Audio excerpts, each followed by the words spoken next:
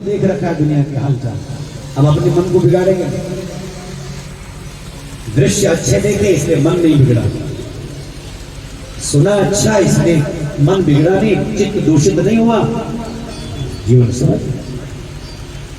वरना इस संसार में विकार आने में देरी नहीं लगती। एक सुमेधा नाम का ऋषि, उसका बड़ा सुंदर आश्रम है। वहां एक बार एक राजा आया, सुरथ नाम का राजा आया और समाधि नाम का वेश्या आया। सुरथ नाम का राजा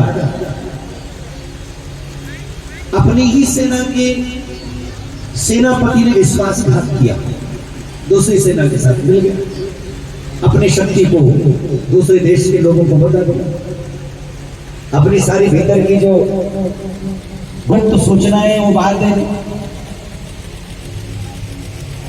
तो ऐसे सारी समाज में लोग होते हैं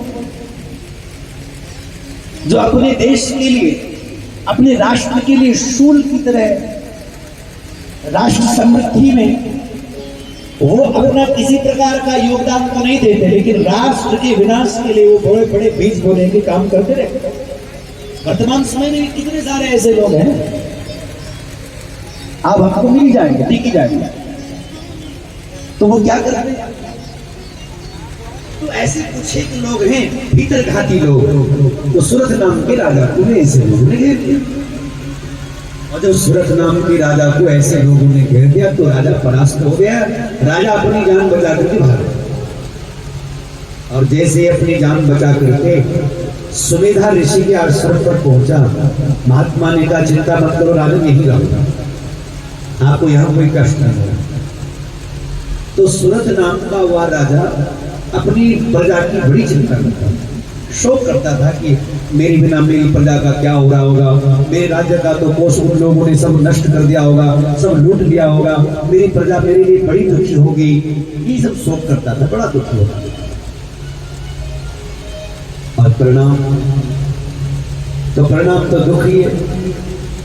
तभी उसी समय एक समाधि नाम का वैश्य वहां आया, वो भी रो रहा था, दोनों रोते हुए मिल गए, इधर भी दुखी उधर भी दुखी, दोनों रोते रोते मिल गए। भाई तुम्हारा क्या दुख है? एक दूसरे को अपना दुख बताने लगा।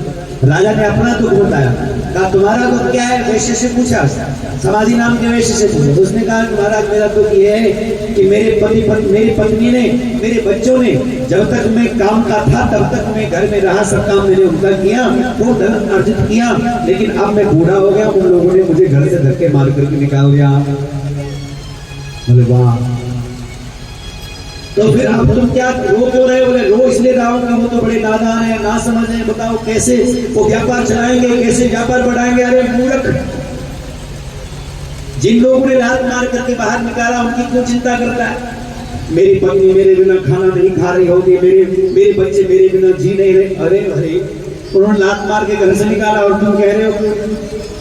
फिर दोनों की एक ही अवस्था है। इसलिए विचार किया कि हमको ऐसी मूर्खता क्यों है? जिस राज्य से मैं निष्कासित हुआ उसकी चिंता मुझे हो रही है, जिस परिवार से मुझे निकाला गया है वैश्य कहता है, उस परिवार की मुझे चिंता व्याप्त हो रही है, तो क्या करें? महात्मा सुमेधा ऋषि के पास में गए, रोने लगे, कहा महाराज क्या बात है, हमको ऐसा शोक हुआ है। बोले देखो संसार में, हे राजन, हे वैश्य, इस संसार में सब लोग जो हैं वो माया के अधीन हैं। ज्ञानिनाम चेतांसि, ज्ञानियों के चित्त को भी जो आकर्षित कर लेती है, बलादाकृष्य मोहाय, बलात् आकृष्ट कर लेती है जो, वो पराम्परा भगवती शक्ति ही संसार को चलाने वाली है। और इसलिए तुम्हें शोक हुआ बैठा है। एक काम करो, यदि तुम शोक से मुक्त होना चाहते हो, संसार के भोग बंधन से मुक्त होना चाहते हो, या तुम संसार के दुख से दूर होना चाहते हो, तो एक काम करो, तुम भगवती की आराधना करो। कहा कैसे होती भगवती की आराधना? कहा नवरात्र विधि से पूजा करो, नवरात्रि की सारी व्रत विधि बता दे। तो नवरात्र विधि बताई, नवरात्र करने लगे दोनों, और नवरात्र करते करते उनको कितना समय हो गया? अब आप हमारा नवरात्र कितने दिन का? 9 दिन का। और वैसे इस बार का नवरात्र तो 8 ही दिन का, और वैसे नवरात्र 9 दिन के। परंतु इनके नवरात्र आप हमारी तरह 9 दिन में खत्म नहीं हुए, 1 साल पूरा हो गया। नवरात्र में शुरू किया और 1 साल पूरा हो गया, और 1 साल तक इन्होंने मां भगवती की पूजा करी। उसके बाद में केवल 1 साल पहले फलाहार किया, कुछ नहीं लेते, फलाहार लिया। और फिर दूसरे साल फिर मां भगवती की पूजा करी। दूसरे साल में इन्होंने फल छोड़ दिए, केवल जल पी करके पूजा करते थे। लेकिन पूर्ण वर्षद्वये जाते तदा चे दर्शनं च तौ प्राप्तो स्वप्न मध्ये तु भगवत्या मनोहरम, भगवत्या मनोहरम। 2 वर्ष तक पूजा करते करते नवरात्र विधि से जब पूर्ण हो गए तो सपने में इनको मां भगवती के दर्शन हुए। दिव्य रूप का दर्शन हुआ, मनोहर मां भगवती का स्वरूप का जब दर्शन हुआ, गदगद हो गए, हम छलकने लगा। लेकिन उसी समय क्या घटना घटी? अब सपना तो सपना है, सपना तो आंख खुली और सपना खत्म हो गया। लेकिन उसी के बाद ये बहुत रोए, दोनों रोए। और जब दोनों रोए तो मां भगवती ने सपने में ही कहा कि तुम अभी 1 वर्ष और हमारी तपस्या करो। वो तो आत्महत्या करने के लिए तैयार हो रहे थे, लेकिन 1 वर्ष और तपस्या करने के लिए जब कहा, 1 वर्ष इन्होंने और साधना करी। और 1 वर्ष जब साधना करी तो उसके बाद में तो साक्षात मां भगवती पराम्बा वहां प्रकट हो गए। बोले जगदम्बा मैया की। और जो मां भगवती सामने प्रकट हो गई, वरम बने मांगो, वर क्या चाहिए? हाथ जोड़ करके बोले, राजा महाराज, मुझे मां भगवती मुझे तो आप कृपा करके मेरा राज्य मुझे वापस मिल जाए, ऐसी कृपा देहि में निजं राज्यं हत शत्रु बलं बला, हत शत्रु बलं बला, हत शत्रु बलं बला। आप कृपा करके हमें ये वरदान दीजिए कि मेरे शत्रुओं का नाश हो जाए, मैं उनको जीत लूं, और दूसरा मुझे मेरा राज्य वापस मिले।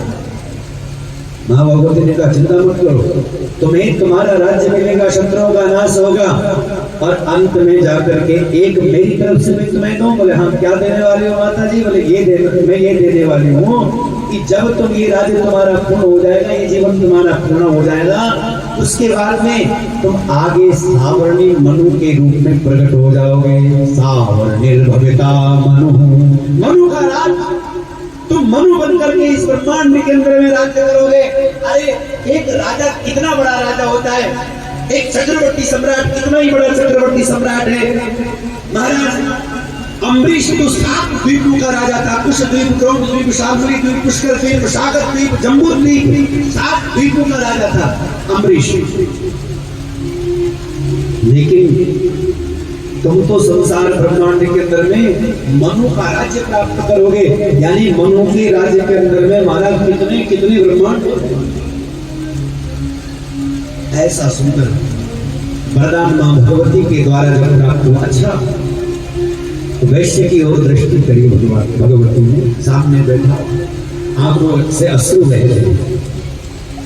अरे बेटा उठो, तुम क्या चाहते हो? आंखों में अश्रु है, हृदय में प्रेम छलक रहा। और निवेदन किया, मां यदि आप मुझ पर प्रसन्न हैं तो मुझे तो एक ही चीज चाहिए, क्या?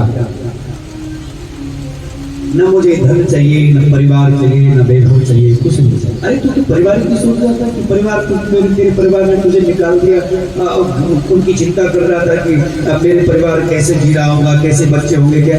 कोई नहीं, वो सब खत्म हो गया। तो चाहिए क्या तुम्हें? परिवार नहीं बोले, संसार का सुख नहीं बोले, नहीं देह सुख नहीं बोले, बिल्कुल नहीं, राजा बना दो बोले, बिल्कुल नहीं। तो फिर चाहिए क्या प्यारे, बता तो सही। तो रोते रोते कहा, माँ ज्ञानम देहि, मुझे ज्ञान हो जाए, बस ये सबसे बड़ा धन है। ज्ञानम देहि विशदम मोक्षदम बंधनाशनम बंधनाशनम। संसार में जिनको ज्ञान हो जाता है उन्हीं का बंधन खुल जाता है। श्रुति भी कहती है, हृदय ज्ञानान न मुक्ति, बिना ज्ञान की मुक्ति हो नहीं सकती। इसलिए ये वैश्य जो है, ये समाधि नाम का वैश्य क्या प्रार्थना करता है? केवल एक ही प्रार्थना करता है कि मुझे क्या हो जाए, ज्ञान। सारे झंझट खत्म, ये सब रोग शोक दुख पीड़ा क्यों है? अज्ञान के कारण। जब तक हम शरीर में रहेंगे, शरीर में हमारा मैं रहेगा, अहंकार रहेगा, शरीर में आत्मबुद्धि रहेगी, तब तक हमको रोना पड़ेगा, संसार में सुख में सुखी होना पड़ेगा, दुख में सुखी होना पड़ेगा। लेकिन ये तो हमारा स्वरूप नहीं है। शास्त्र कहते हैं, अत्यंतो परद्रयत्र सुखस्य च दुःखस्य च, अत्यंतो परद्रयत्र। हम उस अवस्था को प्राप्त करने के लिए यहाँ जन्म लिए हैं जहाँ न सुख है न दुख है।